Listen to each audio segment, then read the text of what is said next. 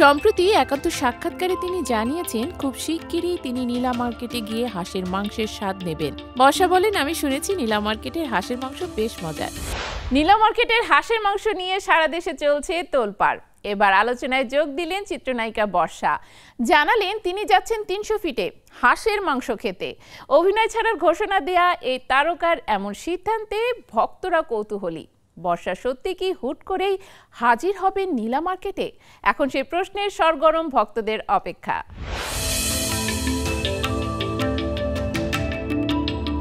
রাজধানীর ৩০০ ফিট এলাকায় অবস্থিত নীলা মার্কেটের হাঁসের মাংস এখন যেন সারা দেশের আলোচনার কেন্দ্রবিন্দু।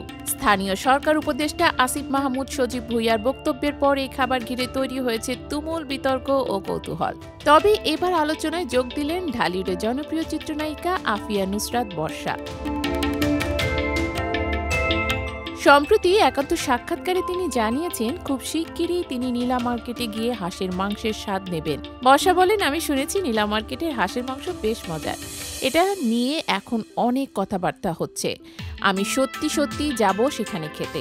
তারই মন্তব্য নতুন করে আগ্রহ জাগিয়েছে দর্শক ও ভক্তদের মধ্যে।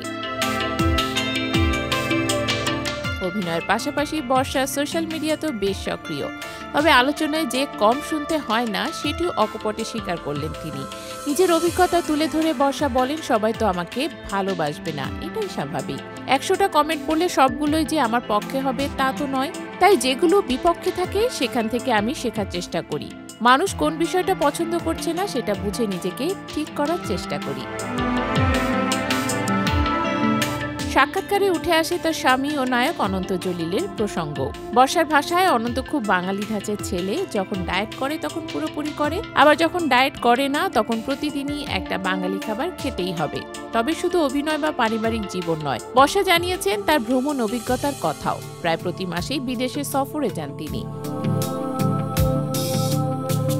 বর্ষার স্মৃতিতে সবচেয়ে তাজা হলো টোকিও ভ্রমণ। সেখানে এক অনন্য অভিজ্ঞতা হয়েছিল তার। সর্বশেষ ঈদুল ফিতরে টোকিও গিয়েছিলাম। সেখানে নিলামে টুনা মাছ বিক্রি হয়। পৃথিবীর সবচেয়ে বড় বড় টুনা মাছ ধরে নিয়ে আসে ব্যবসায়ীরা। সূর্য ওঠার আগে সব মাছ বিক্রি হয়ে যায়। তবে সব আলোচনার কেন্দ্রে রয়ে গেছে বর্ষার অভিনয় জীবন। প্রায় ১.৫ দশকের ক্যারিয়ারে দর্শকদের উপহার দিয়েছেন একাধিক জনপ্রিয় সিনেমা।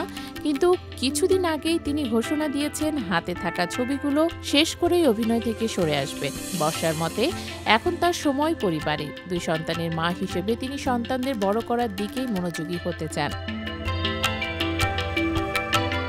এমন খোলামেলা আলাপচারিতায় বোঝা যায় বর্ষা শুধু নায়িকা নন, একজন সচেতন নারী যিনি সমালোচনাকে ভয় পান না।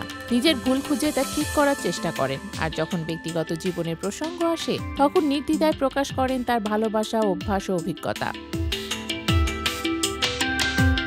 এবার ভক্তরা অপেক্ষা করছেন কবে বর্ষা সত্যিই নীলা মার্কেটে গিয়ে হাঁসের মাংসের স্বাদ নেবেন। কারণ এই এক কথাতেই আবারও সরগরম হয়ে উঠেছে সোশ্যাল মিডিয়া। হয়তো সেই দিন আর খুব দূরে নয় যখন তাকে দেখা যাবে ঢাকার ৩০০ ফিটে সবার মতো সাধারণভাবে হাঁসের মাংস উপভোগ করতে।